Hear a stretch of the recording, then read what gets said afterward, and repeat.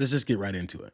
When asked whether he'd vaccinate his own children today for measles, a disease that we considered eradicated decades ago, the Secretary of Health and Human Services said that he doesn't think people should take health advice from him. And what do you know? It's finally something that we all can agree on. It's just strange, number one, coming from the guy whose entire job it is to give health advice, and number two, a guy that's been giving out bad advice for years. If you had a child today, would you vaccinate that child for measles?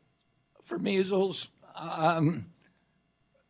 probably for measles. What I would say is my opinions about vaccines are irrelevant. I have directed Jay Bhattacharya. Sure. No, like I said, I don't want to. So that everybody can make that decision. But I don't want to seem like I'm being evasive. Yeah. But I don't think people should be taking medical advice from me. Right. No, I got that. And I'm not asking you to give the medical advice, but would you vaccinate your child for measles? If I answer that question directly, that it will seem like I'm giving advice to other people, and I don't want to be doing that. I want people to make. But that's kind of your jurisdiction because CDC does give advice, right? I'm not trying to do it as a gotcha. I was just I don't think people should be taking medical advice from me. Well, no shit. Tonight, Robert F. Kennedy Jr., the health secretary, swimming in a sewage-contaminated creek with his grandkids. But this is not The Onion. And then proudly posting pictures on social media. RFK Jr. Was posing shirtless in Washington, D.C.'s Rock Creek Park, where swimming has been banned for over half a century, due in part to a, quote, high concentration of fecal... Okay, I'm sorry, it's not The Onion, fecal bacteria. And if that is not enough to give you pause from taking a dip, well, DC Water recently announced, talking about that creek, that it is preparing for emergency repairs on a large sewer line next to Rock Creek after discovering significant structural issues. I don't know why I'm laughing. This is disgusting.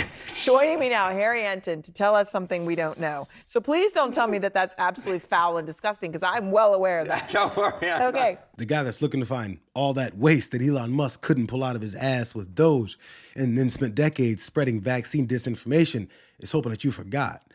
And when finally pressed on whether he protected his own kids from measles, he almost let it slip that he absolutely would.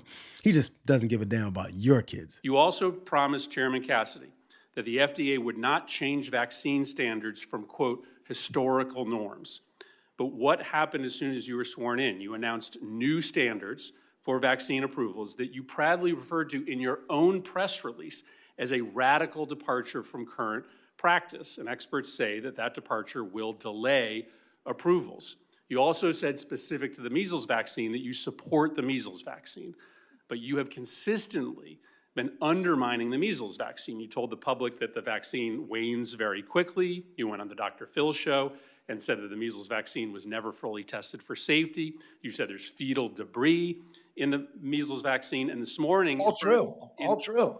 This morning in Do front of— you want me to lie to the public? That's not— none of that is— Of course it's true. Of course it's true, Senator. Senator, begging your property, you do not know what you're talking about. For the record, let's have a little bit of order so that you can get Madam your Chair, question I'm and we can get I didn't ask for a response yet. I understand I'd like that. to lay out the predicate of my question before I'm interrupted by the witness. He should have some respect for this committee. Go ahead. When these guys' record is held up in front of them while the entire country is watching, their stances embarrass them so much they have to jump in before too many people see them for who they actually are. These are the principled conservatives that have come to usher in the golden age somehow.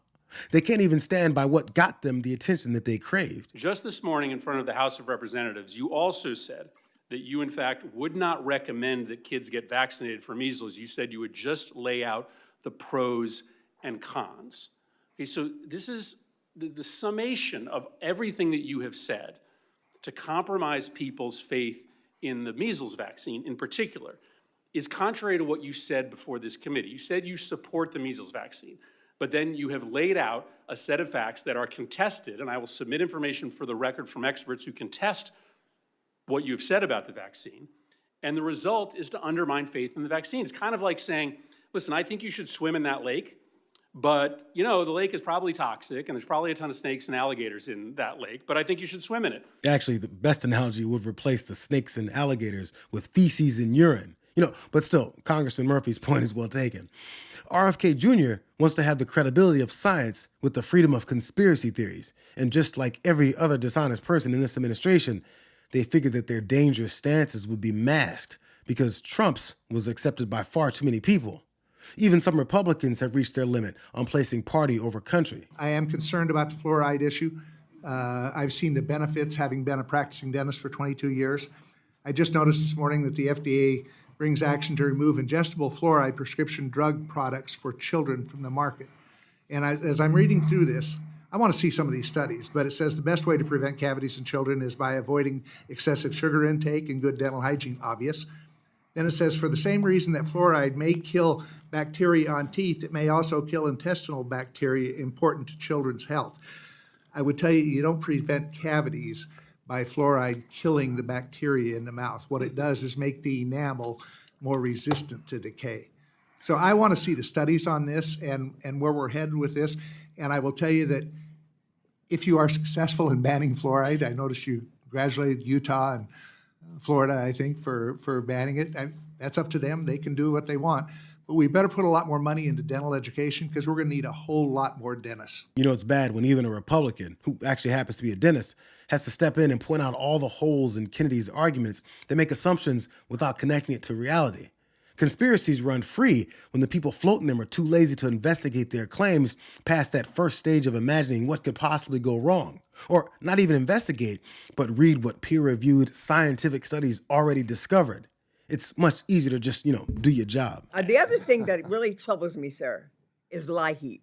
It is a program specifically to address the needs of low-income and minority families as it relates to heating and even air conditioning.